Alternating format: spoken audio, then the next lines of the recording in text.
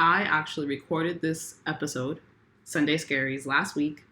It was already scheduled to be posted on Monday, yesterday, and something did not sit right within me about the content and the sentiment behind it. And I had the YouTube was ready, everything. It was ready to go. And I was so happy to be ahead.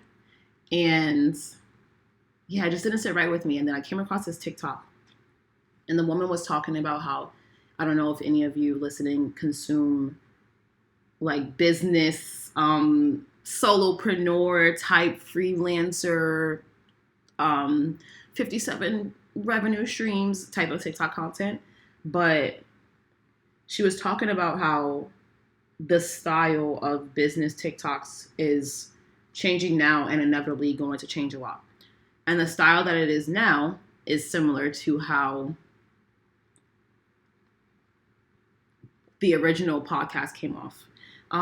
Also last week I was PMSing and super spicy. So it just came off very aggressive. But she was talking about how on TikTok it'll just be like, you need to do this and you need to do that and da da da. And she's like, that's going to change because no one has time for that shit anymore. And I entirely agree. And it's actually not even my style to be so, but it was. And again, I was PMSing like shit. So it's cool. I know the sentiment behind it. And my heart was in a great place, but it was very much so coming from an egotistical place. It was coming from a place of, I did it, so you didn't, and now you're a loser.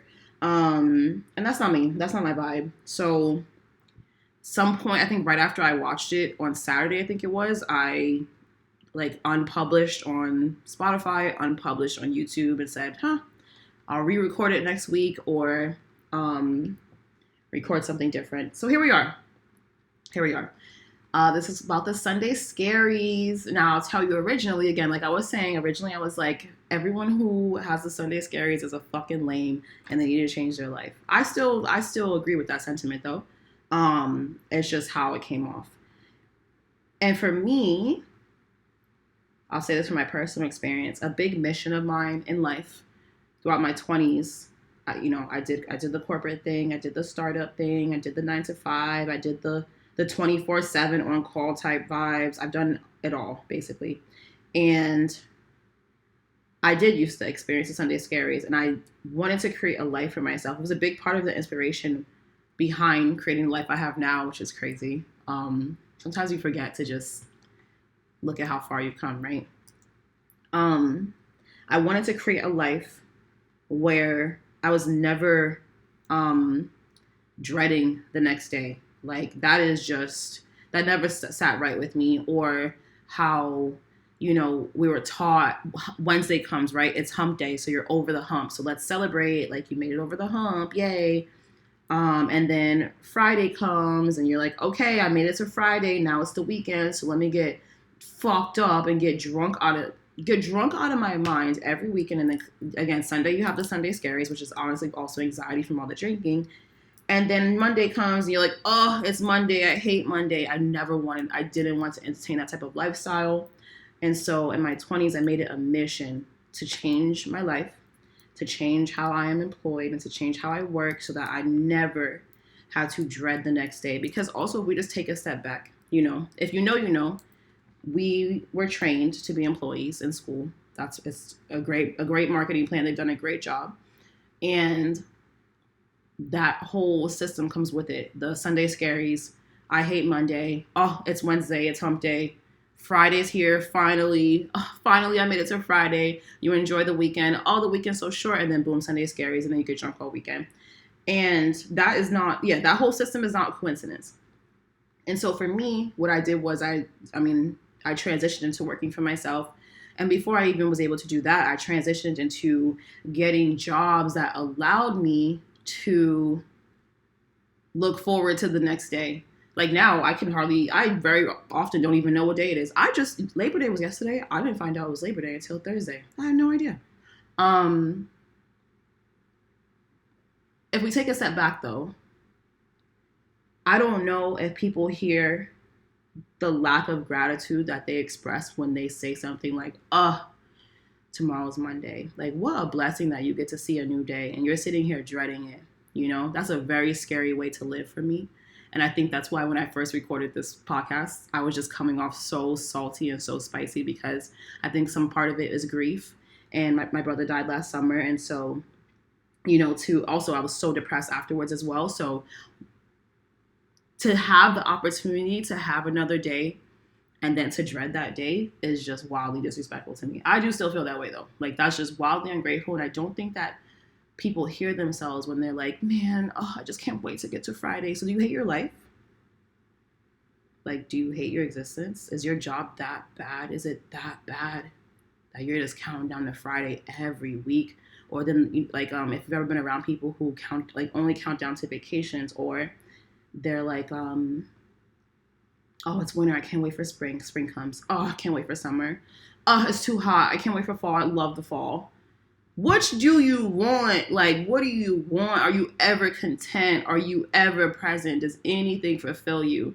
And I'm going off the way I'm not, because the way I originally recorded this was wild. I was going in, but I didn't want to highlight it from that perspective. Instead, I wanted to highlight it from where I'm at now.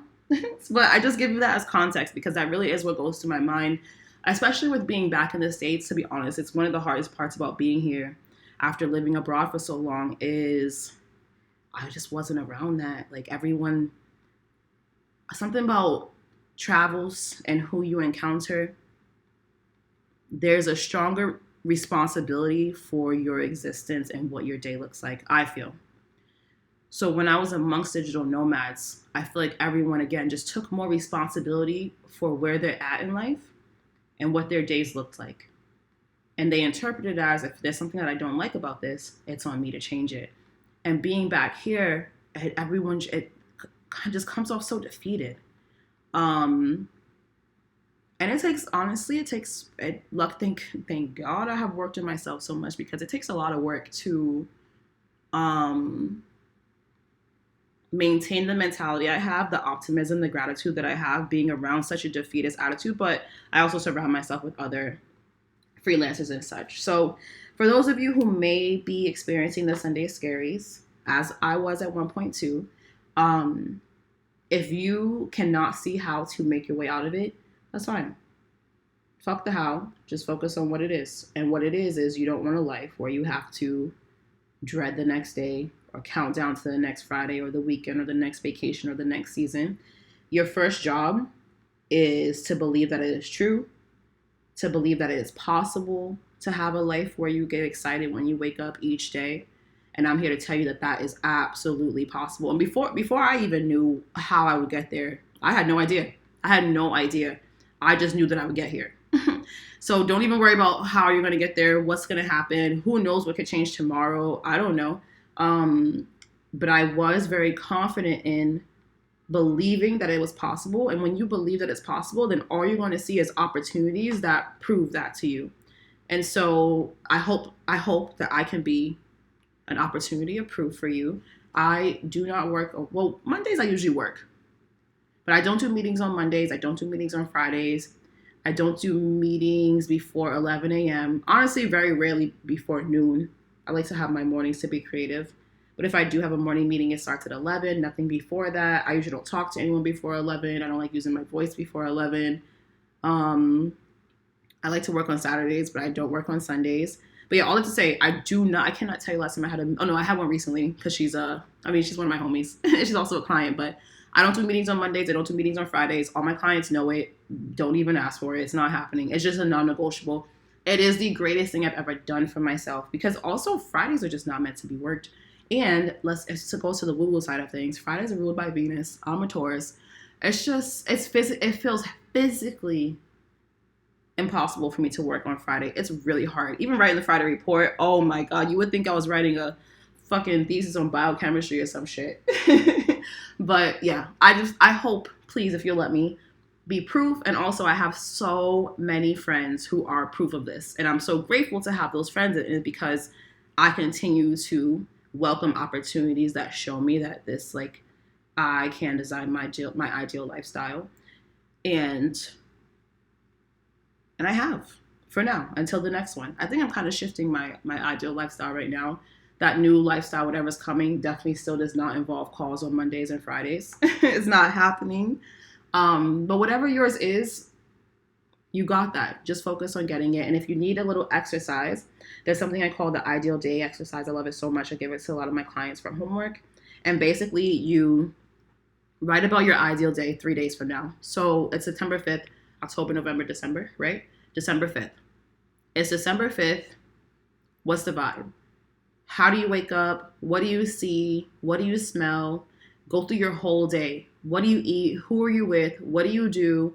If you're on having Zoom meetings with people, like, what do you look like in the Zoom when you're looking at them? What are you talking about? How do you feel? What's the vibe? How are you dressed? Where are you? You know, what's the climate like? And once you get through that, like, write it all out, take a step back, come back to it, read through it, and identify one thing or more. But honestly, I would focus on just one thing. What's one thing from your ideal day 3 months from now, December 5th, that you can incorporate in your day right now? Or even better, what's something from your ideal day 3 months from now that is actually already a part of your day? And that is such a great way to build toward your ideal lifestyle, but also to affirm that you already have it. And then, yeah, don't focus on the how, it's just the what. So yeah, that's my revamped Sunday Scaries episode. I'll never re-listen to the original one that I recorded.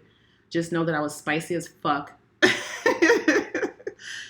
PMS and cussing people out. Guys, it infuriates me. But that's something for me to check within myself. You know what I mean? It doesn't infuriate me. I allow people's lack of gratitude to infuriate me. So that's something that I need to work on. And I'm so, so, so grateful that something told me I didn't like it. I'm so grateful I saw that TikTok and decided to unpublish the YouTube and the original podcast, because it doesn't fit me. It doesn't fit my brand. And it's not how I want to speak to people. And so I hope that until we speak again, you too can be real with yourself, check your ego when it's needed, and focus on the what, not the how. Stay kind.